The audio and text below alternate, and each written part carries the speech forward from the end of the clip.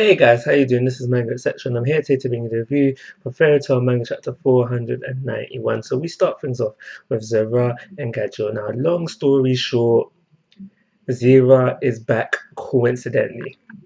Something to do with the whole point of Universe 1 being activated at the same time Fairy Heart was released. So this led to Zera coming back, and she's only back temporarily.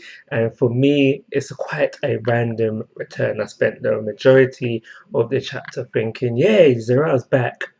But why are you back? And it seems to me, just based on what she was saying to Gajil, that she's the illusion Mavis that we know and love. She's not the actual real body of Zera. I mean, not Mavis, Zera.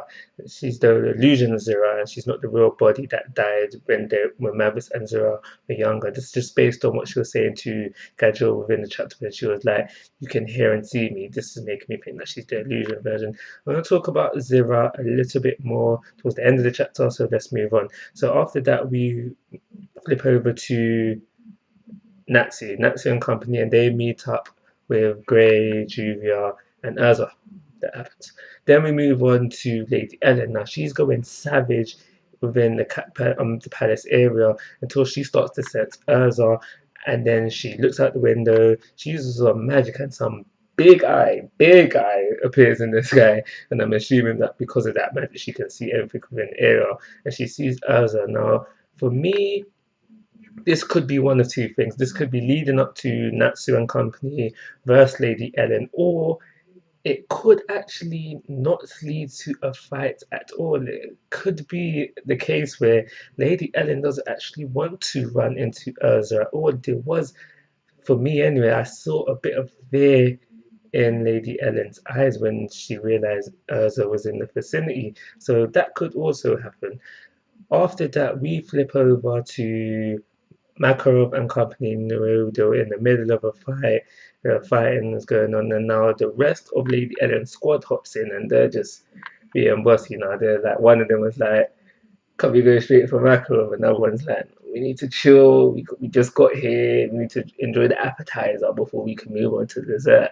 And then they peep over Offman's older sister, Mira, I think her name is. I forget the name sometimes. And they peep over to her. They're basically saying that it's only Makarov and her who are present that are worth fighting. Now, then after all of that, we flip over to Zera once again, and she's communicating to everyone within Fairy Tail, leading them towards the guild, telling them that Maris is in trouble. Of course, she's in trouble. She's with Zarif at this moment. So that's everything to happen in the chapter. So back to Zera. Very random return. Like I said, why are you back? Why are you back? And she seems to know everything that seems to be going on at this present moment in time involving Zarif, involving this war, etc., etc. And this can be assumed. This we can assume that she knows this because we've always known her to say that theories exist within Mavis's heart, so therefore Zera exists within Mavis's heart. If that's the case, then she would probably know all this information through Mavis. That explains that. But how is she able to use that guy's magic, the guy that you can use in telepathy? She never learned it in Fairy Tail Zero. The only magic she learned was fire magic, so it makes me think that it is possible that Zera, from some magical means, knows all the magics of every single member of Fairy Tail. I think that's everything. Yeah, I'm pretty sure that's everything. So it was a standard episode, chapter of Fairy Tail setting up for a possible Team Natsu versus Lady Ellen. We also had set up with Lady Ellen's squad gonna try and fight Mira, and that's it.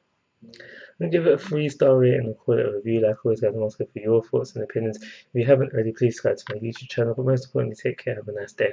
I forgot to mention about the whole thing of Gadjo not actually dying. It's exactly what I said in my review for the last chapter. The whole explanation of how he's still alive. It was exactly what I said, and for that reason, I'm not upset. it actually makes a whole lot of sense.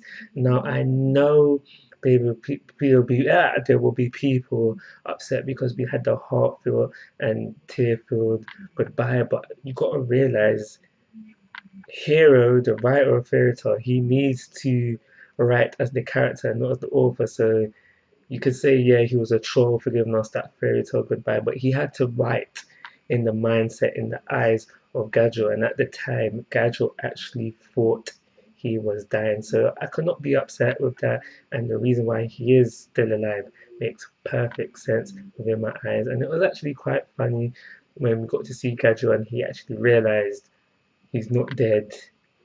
He confessed his feelings for not for no reason, but you know how Gadget is. He's a hard man, and you know, it's just to have confessed his feelings when he wasn't dying. It's a bit of a blow to the system, and like it's going to be awkward the next time he sees Levy. But that was funny as well. It was also funny to see Zera, and she hasn't got over of her fear of meeting new people. That was slightly funny as well. But that's everything to say about this chapter. So I'm done this time, and take care. Have a nice day.